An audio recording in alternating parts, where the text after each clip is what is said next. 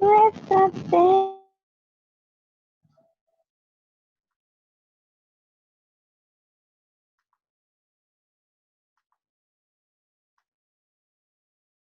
Bien, chicos, vamos a continuar, por favor.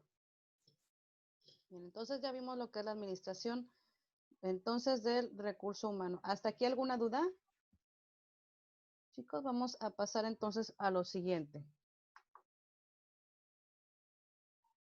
Bien, vamos a ver ahora dentro de estas funciones administrativas y siguiendo un poco con la cuestión de recursos humanos o en este caso de los colaboradores o de las personas que trabajan para una organización, vamos a ver lo que es el comportamiento humano.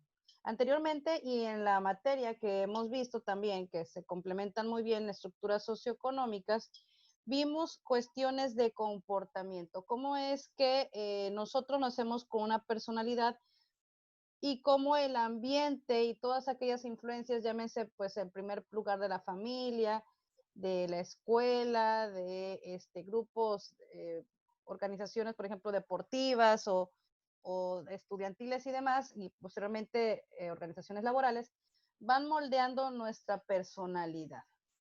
Pero ¿por qué es importante nuestra personalidad para una empresa? Por qué tanta, porque esos exámenes, a veces algunos plantean hasta exámenes psicológicos, ¿no? O psicométricos, como luego les llaman, para poder ingresar a una compañía? Entonces, Brenda, por favor, ¿puedes hacerme el favor de leerme el primer párrafo? Brenda Rendón. Sí, ahí voy. Sí, ok. El recurso humano es una organización, es la que representa, asegura la consecución de los objetos y la suma de valor a la empresa, por la de que depende del éxito o fracaso de la empresa. Que no es un término nuevo, en la actualidad se ha dado gran importancia al término capital humano. Esto en una relación de las organizaciones para gestionar el desarrollo de la empresa a través de los individuos. Ok, muchas gracias.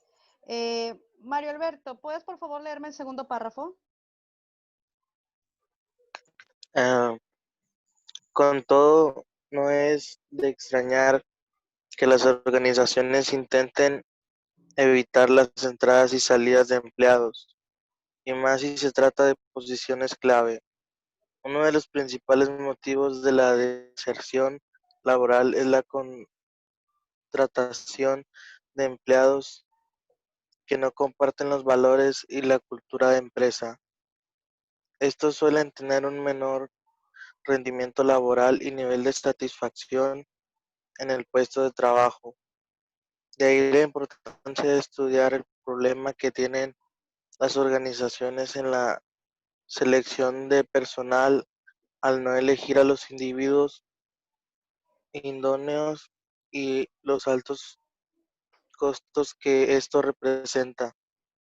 Eh, el costo se debe principalmente a los gastos de realizar otro proceso de reclutamiento, formar al nuevo empleado, el periodo de baja productividad del trabajador hasta que se adapta al puesto, etcétera. Ok, muchas gracias. Bien, dentro de lo que acaban de leer sus compañeros es algo bien importante. ¿Por qué la personalidad afecta a la empresa? Bueno, ¿por qué dirían que la manera en que yo soy o me comporto va a tener repercusiones en la empresa? Fíjense bien, eh, las empresas obviamente lo que quieren es cuidar pues su recurso monetario, su recurso económico, ¿no? Entonces, lo que menos quiere una empresa es la rotación de personal, por lo último que mencionábamos en el párrafo, ¿no? Al momento de haber rotación de personal, ¿qué quiere decir? Que se dan de baja algunos y se contratan otros nuevos, pues la cuestión es que pues tienes que volver a hacer otro proceso de reclutación, de reclutamiento más bien. Tienes que formar a un nuevo empleado, darle capacitación, las pláticas de seguridad, etcétera, ¿no? el periodo de baja productividad del trabajador hasta que se adapta al puesto. Es decir, los primeros días pues va a ser de aprendizaje, ¿no? No vamos a poder exigirle mucho al trabajador porque va a estar aprendiendo. Que en teoría eso debería ser. Sin embargo, sabemos por aquellos que ya estamos inmersos en el área laboral que no es así. O sea, llegas tú, te reportas, te contratan, llegas nuevamente a tu área de trabajos y pues te dicen, esta es el área, esta va a ser tu área, vas a hacer esto, esto y esto, o esta es tu maquinaria, etcétera, ¿no?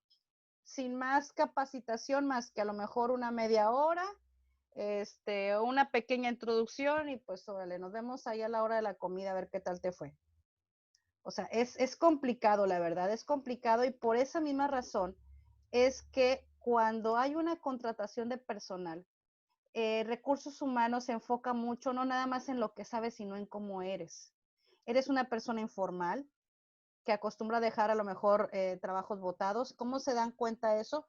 Pues debido a tu currículum, ¿no? Si tienes a lo mejor más de 6 referencias laborales en menos de un año, entonces quiere decir que pues anduviste de un lado para otro y que no te pudiste adaptar o no se adaptaron a ti o tú no te adaptaste a los trabajos. O también puede ser la posibilidad, no todo es tan malo cuando hay casos así, de que a lo mejor sean por periodos, trabajos por periodos pequeños. Por ejemplo, aquellos que se dedican al mantenimiento industrial sabrán que los paros a las plantas, pues por lo regular duran 1 mes o 2 meses. Se hace la contratación de personal y el momento de que se termine el mantenimiento, a menos que no tengan a otro por ahí contemplado, pues se dan de baja. Pues, ¿qué quiere decir esto? Que pues son contrataciones pequeñas de 1 o 2 meses y posteriormente pues de nuevo regresas a la misma situación sin trabajo, ¿no? Y esto puede suceder también y pues se tiene que reflejar obviamente en el currículum. Entonces, he ahí la cuestión del por qué afecta mi manera de ser a la empresa. Entonces, hay muchos métodos para poder evaluar las conductas de las personas. Obviamente, pues, tampoco quieren una compañía tener un sociópata dentro de sus filas, ¿no? ¿Qué quiere decir un sociópata? Pues una persona con un determinado, una adversión a la sociedad, por ejemplo, algún asesino serial tal vez, o una persona con tendencias a dañar a las personas, demás. O sea, es complicado, ¿no? Es complicado el contratar a una persona, no nada más porque sí y ya.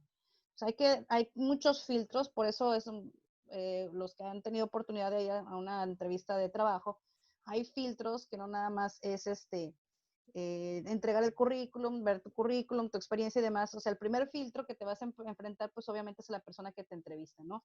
Y esa persona está capacitada para poder dar, digamos, una evaluación tuya solamente al momento de verte entrar a la puerta, ver cómo andas vestido, ver cómo te comportas durante la entrevista. Entonces, esas personas, les vuelvo a repetir, ya están capacitadas para poder dar información sobre ti a partir de lo primero que ven. Por eso lo que luego dicen, la primera impresión jamás se olvida y es la que importa y mucho. Aguas con esas situaciones. De hecho, hay inclusive muchos estudios en donde recomiendan o dan tips para cuando vas a tu primera entrevista, ¿no? El color que debes de traer puesto, el tipo de zapato, para las chicas tipo de maquillaje, para los chicos, si deben ir o no ir con vello facial, ya sea bigote o barba, etcétera. Entonces, es bien importante para los que apenas van a hacer o se van a enfrentar a este tipo de situaciones, el buscar trabajo, atender a esas cuestiones. El currículum, importante, ¿eh? No se hagan las hojas y las hojas y las hojas. Es importante, busquen por ahí el modelo de currículum de Elon Musk, el dueño de X-Space o el de Tesla, y van a ver que es un modelo de currículum bastante abreviado. Entonces, chequen ese tipo de tendencias en cuanto a recursos humanos. Bien. En cuanto a la conducta, nosotros habíamos visto ya parte de esta cuestión de conducta en, en la clase de estructuras mediante la cuestión de los grupos formales e informales, ¿no? Entonces, hay un tipo de conducta interna, por favor, Nayara, ¿me puedes leer el primer parrafito, pequeñito que está aquí? Sí. Dice, la conducta interna es la actuación cotidiana que tiene lugar de puertas adentro de la organización, en la forma en la que la empresa como entidad se comporta con respecto a sus miembros, sean estos del nivel que sean. Ok, muchas gracias. Bien, ¿a qué se refiere esto? Que cuando nosotros formamos parte de una organización, en este caso obviamente una organización laboral, formamos parte de una familia.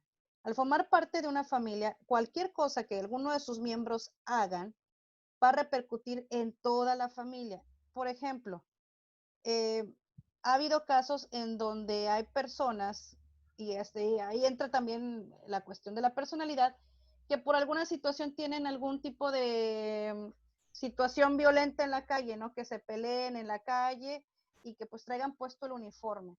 Entonces, eso automáticamente les hace merecedores, claro, obviamente cuando la empresa se entera, se hacen merecedores a lo mejor alguna sanción, alguna suspensión o dependiendo del tipo de falta, hasta el despido, ¿no? De la persona. ¿Por qué? Porque hay ciertas conductas y eso lo vamos a ver mucho en cuestión del conjunto de valores que la empresa tenga, que no son, digamos, aceptadas dentro de la organización. Por ejemplo, hace poco hubo un caso, y eso se da mucho ahorita con las redes sociales, de personas que por alguna situación llegan a tener o llegan a comportarse de manera inadecuada. Por ejemplo, hubo una persona que por el hecho de que no la dejaran entrar con su hija menor de edad a una tienda, a un súper, pues ella empezó a decirle cosas despectivas al personal de vigilancia, ¿no? Que estaba cumpliendo obviamente con su trabajo.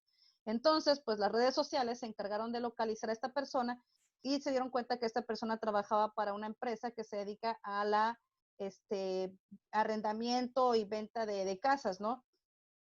Entonces, en consecuencia, pues esta compañía que se dedica a ese giro, manda un comunicado en donde, debido a que el comportamiento de esta persona es, digamos, contraria a los valores que muestra la empresa, que en este caso, pues es un valor que pues es la igualdad y la no discriminación por cualquier cuestión que sea, ya sea por cuestión económica o por orientación sexual o demás, pues como va esta situación o este comportamiento es contraria a lo que la empresa quiere dar a mostrar a sus clientes, pues lo que hizo es que despidió a esta persona, ¿no? Entonces, como ese tipo de ejemplos, vemos demasiados en donde la conducta que muestre esta persona, inclusive después de horas de trabajo, y como les vuelvo a repetir, ahorita en tiempos de redes sociales se da muchísimos estos casos, y a veces a nivel nacional o repercuten hasta a nivel internacional. Es bien importante saber que hay una conducta interna y que hay un código de comportamiento de la empresa, no nada más dentro de sus instalaciones, sino por fuera. Entonces, aguas chicos, aguas chicas, ahorita recuerden que todo el mundo somos propensos a que nos graben o a ser grabados más bien. Entonces, aguas con la forma en la que se comportan tanto dentro, les vuelvo a repetir, como fuera de su organización. Entonces, aquí les muestro algunos de niveles de conducta. Nivel de conducta directa, que es la que la persona tiene obviamente en relación a su trabajo, en relación a los empleados, colaboradores y subalternos y demás. El nivel, pues obviamente de conducta organizativa, que es aquella que se observa en los sistemas formales de acuerdo a la jerarquía, ¿verdad? De cada quien. No es lo mismo hablar con tu compañero de área que con el gerente de la empresa, ¿verdad? Obviamente son maneras de comunicarse o maneras de conducirse diferentes. Y pues obviamente el nivel de conducta profunda, que es la que se manifiesta por medio de la filosofía y la cultura corporativa para la organización. Por eso es bien importante, chicos, cuando ustedes formen parte de una organización, conocer su misión, su visión, valores y demás, para que puedan conducirse en base a eso que les plantea la empresa. Bien, conflictos, chicos, conflictos, sabemos que conflictos hay en todos lados. Y cuando estamos tratando con un grupo de personas, pues con mayor razón. No hay la manera de deshacernos completamente de un conflicto, no hay la manera de que todos nos llevemos como hermanos, nadie nunca se pelea. ni demás. Recordemos, y siempre les voy a recalcar mientras estén, digamos, en contacto con ustedes, que estamos tratando con personas. Estamos en un momento, fíjense, tan complicado en cuanto a nivel sociable. Ahorita hay muchas personas que si a lo mejor no tenían una cuestión, una enfermedad a lo mejor, o una cuestión mental, ahorita están apareciendo muchas situaciones de tipo mental. La ansiedad, el estrés, la depresión, chicos, son cuestiones bien delicadas y que hay que darle mucha continuidad, ¿sí? Mucha atención en sus empleados, en el compañero, porque desgraciadamente a veces pasan situaciones en las que uno a veces dice, bueno, pero ¿por qué no lo dije a su tiempo? ¿Por qué no hablé con él a tiempo? Etcétera. Entonces, hay que tener ese tipo de empatía, hay que tener ese tipo de paciencia, sobre todo, como les vuelvo a repetir, dentro de cualquier organización, en este caso laboral, organización familiar o demás, bien importante este tipo de situaciones. No se pueden evitar, pero sí se pueden resolver de una manera amigable. Inclusive nos dice aquí que si se gestiona bien, el conflicto puede tener muchas consecuencias beneficiosas. ¿Por qué? Porque a partir de conflictos puede haber nuevos reglamentos de convivencia, pueden haber nuevas herramientas que nos ayuden a desestresarnos, etcétera, ¿no? En algunas culturas, sobre todo la asiática, se considera dentro del ambiente de trabajo, por ejemplo, un determinado tiempo para reposar, ¿no? Es decir, que descanses, te puedas parar por tu cafecito, por tu agua, que puedas ver a través de la ventana y demás, ¿no? Entonces son comportamientos, son situaciones que te ayudan a despejar un poco tu mente, a bajarle un poquito a tu estrés y obviamente que nos ayudan a eliminar los conflictos. Motivación, otra cosa bien importante, ya lo habíamos platicado en alguna otra ocasión y creo que en la otra materia fue en esta me parece. No nada más la motivación, no nada más aparece en cuanto a motivaciones económicas. También hay motivaciones, digamos, de tipo, ¿cómo les diré? No económicas, digamos, por ejemplo, esta cuestión de el empleado del mes, ¿verdad? Que es una motivación que tú a lo mejor no le vas a pagar ni un bono, ¿no? Pero el simple hecho de que personas dedicadas a la administración del lugar se den cuenta que sobresales por alguna situación dentro de tu trabajo, es motivante. Es motivante también el que te festejen, por ejemplo, tu cumpleaños, que haya un momento dentro de toda la carga de trabajo para que te lleven un pastelito y convivan. La motivación también se puede dar en aquellos aspectos en donde, bueno, ahorita a lo mejor no tan fácilmente, pero que se reúnan los fines de semana, perdón, después del trabajo y puedan convivir todos con compañeros o que se organicen cascaritas ahí de fútbol, etcétera, ¿no? Es una motivación que no necesariamente implica gasto. Y bueno, para los análisis de puesto, pues obviamente para poder nosotros analizar dentro de las funciones administrativas, los puestos necesitamos de una división del trabajo, en donde de acuerdo a cada persona, y esto volvemos otra vez al tema de la personalidad, dentro de las habilidades, conductas y demás de cada persona puedan encajar en algún área y obviamente de acuerdo a su especialidad, estudios y experiencia, ¿no?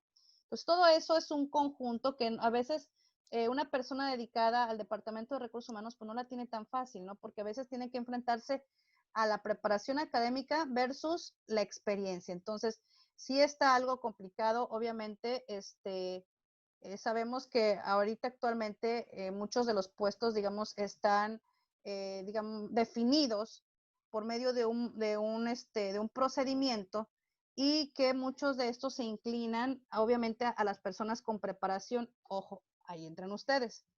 Sin embargo, dejando sin trabajo personas con un cúmulo de experiencia enorme. Entonces, si ustedes tienen experiencia, pero a lo mejor todavía no tienen la preparación, pues bueno, es de notarse que si están ahorita estudiando es porque quieren tener esa cuestión de la preparación. ¿Por qué? Porque de alguna manera la de la experiencia ya la tienen. Si ustedes son chicos que apenas van a ingresar a un área laboral, pues es obvio que les interesa el área de preparación y que hay programas como las pasantías, como las prácticas profesionales en donde se encargan de darles un poco de experiencia, ¿sale?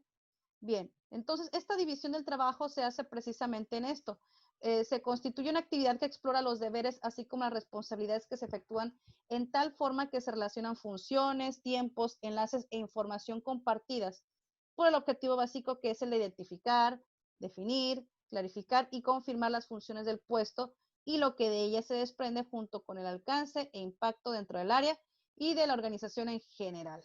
¿Qué quiere decir todo este cúmulo de palabras? Bueno, que se analiza puesto por puesto de manera individual, pero de manera también como un todo, ¿no?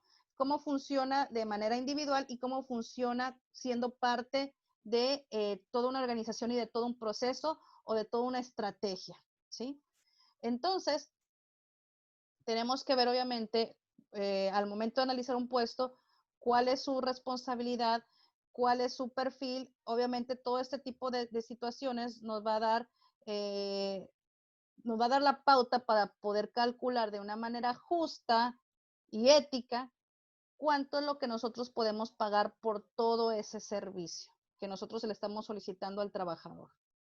¿Sale? Bien. Por ahí algún valiente o valienta, Alexandra, ¿me puedes por favor leer este párrafo? Sí, división del trabajo. Es vital la recopilación de información sobre los puestos, siendo indispensable que se haga del conocimiento de las personas a efecto de recibir en forma plena su colaboración y las técnicas a utilizar podrán participar de solicitar inicialmente el empleado a enlistar sus actividades, periodicidad, tiempo específico, formas utilizadas y relación con otros puestos en la cadena cliente-proveedor, entre otros aspectos. Ok, muchas gracias, Alexandra. ¿Qué es lo que quiere decir? Que bueno, si a lo mejor todavía no estamos familiarizados con los puestos, en el caso obviamente que tú llegues a un lugar, a una empresa ya establecida y no estamos familiarizados con los perfiles y demás, podemos también nosotros pedir ayuda por medio de las personas que ya están laborando ahí, por medio de entrevistas, por medio de la observación en cuanto a sus puestos de trabajo, qué es lo que hacen, cómo lo hacen, qué necesitan y demás, ¿no? Para que entonces ustedes puedan hacer una correcta análisis de puesto y por lo tanto pues hacer una correcta división del trabajo, porque probablemente estén a alguna persona haciendo labores que definitivamente sean de otro puesto y pues a lo mejor por ahí se le está remunerando de una manera pues injusta, ¿no? Entonces, cada quien con su cada cual y con sus conocimientos en general, ¿no? El diseño organizacional. Eréndira, por favor, ¿me puedes por favor leer el primer párrafo?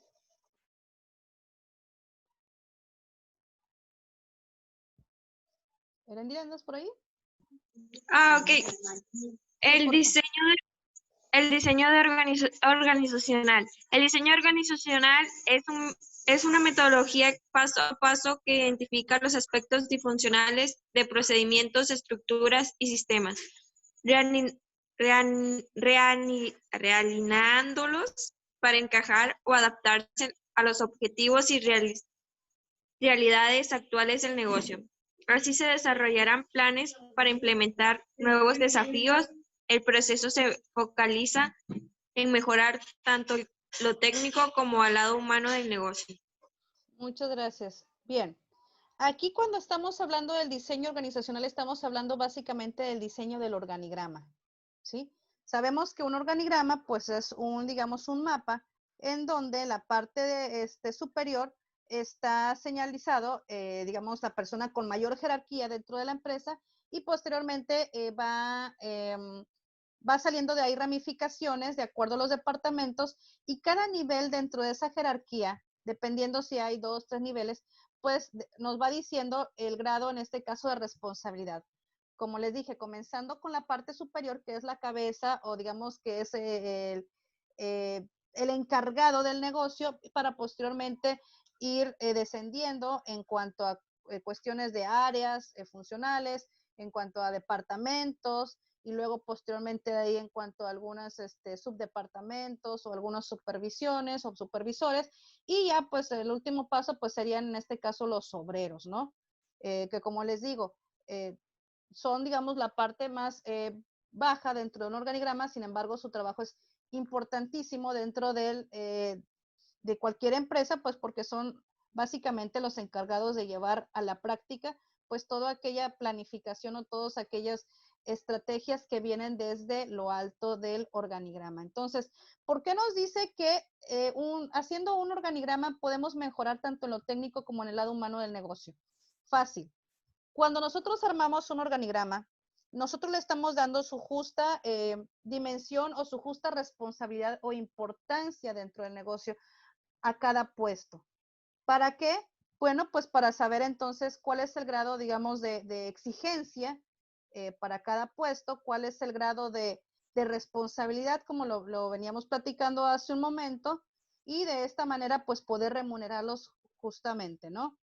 Y bueno, ¿cuál es el lado humano del negocio? Al nosotros saber básicamente el juego o el papel que juega cada uno de estos puestos, nosotros le estamos dando la justa dimensión también a las capacidades de cada uno. Por ejemplo, es obvio, ¿no? Que cuando uno logra un ascenso en el trabajo, pues obviamente es, pues aparte de mejorar para lo económico, es para mejorar en cuanto a lo profesional, a lo personal, ¿no? Sabemos que cada ascenso nos representa un elogio, un premio a nuestro esfuerzo, a nuestra preparación. Entonces también ahí se toca mucho el lado humano, ¿no? Al hacer sentir bien, al motivar a la persona, ¿no? De que si le echas ganas, tú puedes seguir adelante, ¿no? ¿Cuántas veces hemos visto que hay algunas empresas en donde ya no hay más para dónde crecer, ¿no? Y si empezaste como obrero, pues terminarás toda tu vida como obrero, ¿no? ¿Por qué? Porque no hay manera de poder crecer. Entonces, esto es muy frustrante para el trabajador. Entonces, es bueno que tengamos la esperanza y la oportunidad en algún momento dado de poder aspirar a un ascenso. Como les digo, no nada más en la cuestión económico, sino en la cuestión moral, en la cuestión profesional, en la cuestión personal, es súper importante. Bien, ¿qué nos ayuda o por qué qué aspectos mejoran, ¿no? El hecho de tener yo a mi departamento o a mi empresa organizada de acuerdo a sus funciones y responsabilidades. Bueno, bien fácil. Entonces, tenemos, por ejemplo, la excelencia del servicio al cliente, aumentar la productividad, porque obviamente vamos a estar poniendo a todos dentro del lugar que le corresponde, reducir los costos operativos, a lo mejor tenemos supervisores de más y por ahí a lo mejor nos están sobrando 2, 3 personas, entonces pues habría que eliminarlas de nuestro organigrama y obviamente de nuestra empresa y mejorar la eficiencia y el ciclo de tiempo. Ojo, el hecho de tener muchas personas dentro del proceso no quiere decir que va a ser más rápido. Hay estudios en donde, por ejemplo, tú puedes armar un modelo matemático y puedes saber en qué momento vas a llegar tú a tu punto, digamos, a tu punto óptimo, haciendo una combinación entre tu maquinaria, entre las horas hombre, obviamente, y la maquinaria, ¿no? Entonces, es bien importante hacer un balance para tener o para poder invertir de manera justa. Ni más ni menos maquinaria, ni más ni menos personal, simplemente el justo. Entonces, es muy necesario tener y contar con un diseño organizacional, ¿no? Entonces nos dice que todas las organizaciones bien diseñadas, pues obviamente se aseguran de que la forma de la organización coincida con sus propósitos o estrategias y sea capaz de lidiar con las realidades del negocio y aumente significativamente el resultado de los esfuerzos colectivos. Si yo quiero internacionalizar mi producto en un término de 3 años, pues a lo mejor necesito contratar más personal para llegar a esta meta. O si yo como constructor necesito terminar un edificio o un puente en un año, pues necesito hacer un estudio para saber cuántas personas necesito contratar, cuáles van a ser sus puestos y funciones, y bueno, pues llegar a este objetivo. Igual, bueno, pues ya sabemos, ¿para qué queremos el diseño? Pues para formalizar, para centralizar, para tener una jerarquía de autoridad, para saber a quién te tienes que dirigir en el caso de alguna situación, para especializar, estandarizar y pues obviamente tener una complejidad en cuanto a puestos. Perfil del puesto, importantísimo, chicos, lo que veníamos hablando desde un momento, desde el principio de la clase más bien. Entonces, el puesto representa, nos dice aquí, la unidad impersonal que está claramente identificada por su denominación específica y misión, amalgamando actividades, jerarquía, dependencia, autoridad, responsabilidad y que en el contexto general coadyuva a la obtención de metas. ¿Qué significa todo este rollito? Lo siguiente, un puesto de trabajo tiene en sí, obviamente, y de acuerdo a un diseño organizacional, cuál es tu papel dentro de la empresa, cuál es tu papel dentro de la estrategia que se implemente para llegar a una meta. Acuérdense que todos debemos de tener metas en la vida y una empresa pues no es la excepción, obviamente. Necesitamos saber de quién dependemos, cuál es mi jerarquía, cuál es mi responsabilidad, de qué manera juego yo en esta situación de la estrategia a seguir para alcanzar la meta. Necesito conocer de una misión, de la visión, o sea, una pieza más del ajedrez de la empresa, ¿no? Necesito saber todo eso. Entonces, el puesto, obviamente, se presenta, nos dice, de una forma administrativa, pero que indudablemente varía de acuerdo al criterio y posición de los analistas. ¿Qué quiere decir? Volvemos a lo mismo. Una persona dedicada a la selección de personal tiene que poner una balanza, su personalidad, obviamente, sus conocimientos, su preparación académica y su experiencia. Entonces, no la tienen fácil, la tienen muy complicada las personas que se dedican a ese tipo de trabajos, de labores dentro de una empresa, pero habrá parámetros que pesen unos más que otros. Entonces, es bien importante y hay que darle su justa dimensión y obviamente el reconocimiento a las personas que se dedican a este tipo de labores.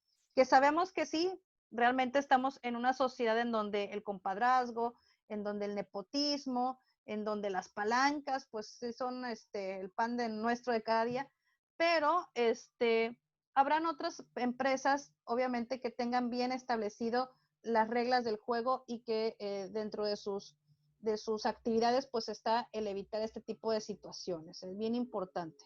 No nos demos por vencidos, sigamos buscando, no formemos parte de la estadística de la corrupción, del nepotismo.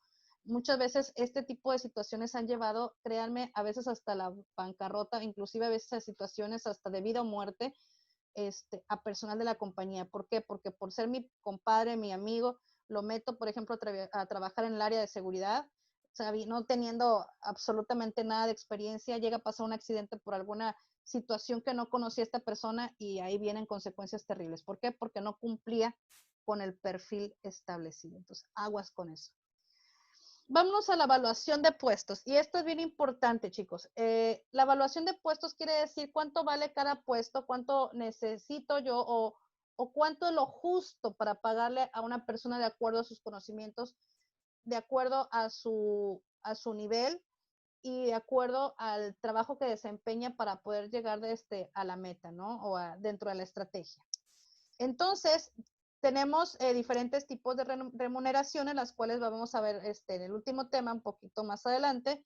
Y bueno, las remuneraciones dicen que son todos los pagos y retribuciones hechas a un trabajador por una actividad, por sus funciones y labores desempeñadas en una empresa.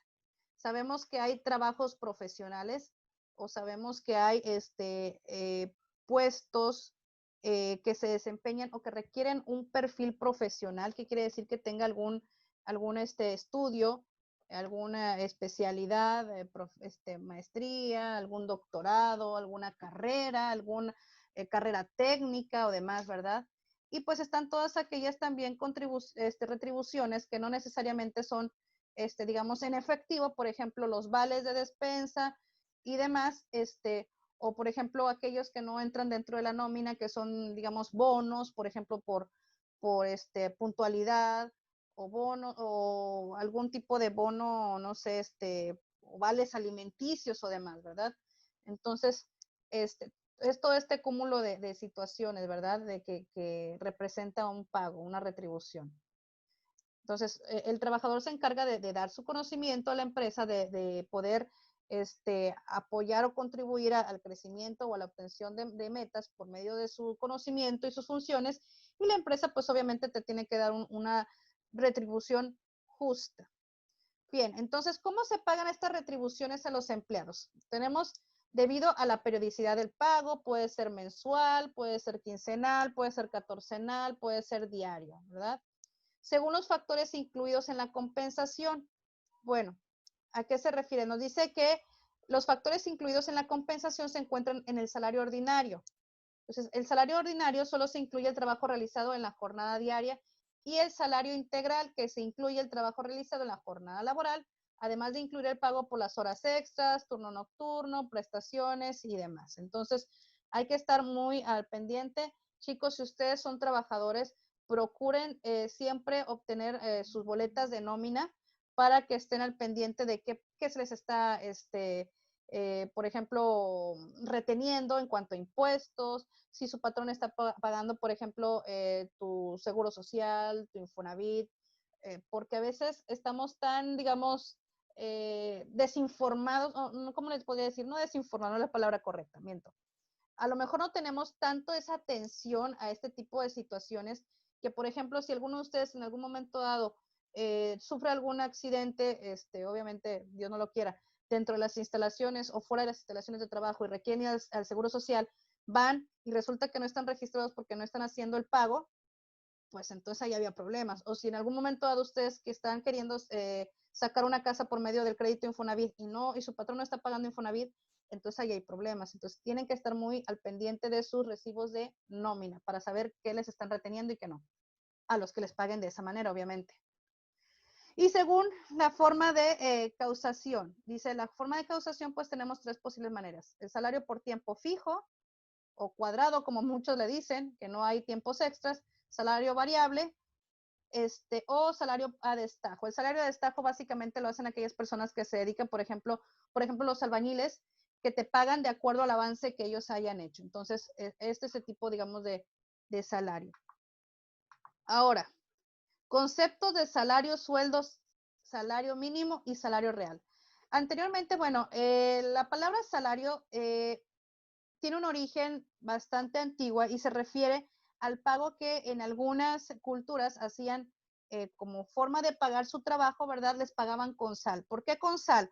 Porque en aquel entonces la sal era un producto bastante valioso, ¿verdad? Que cotizaba, y podían ellos pagar con sal y estos a su vez ir a otro lugar y hacer un trueque de su sal por otro tipo de producto y demás, ¿no?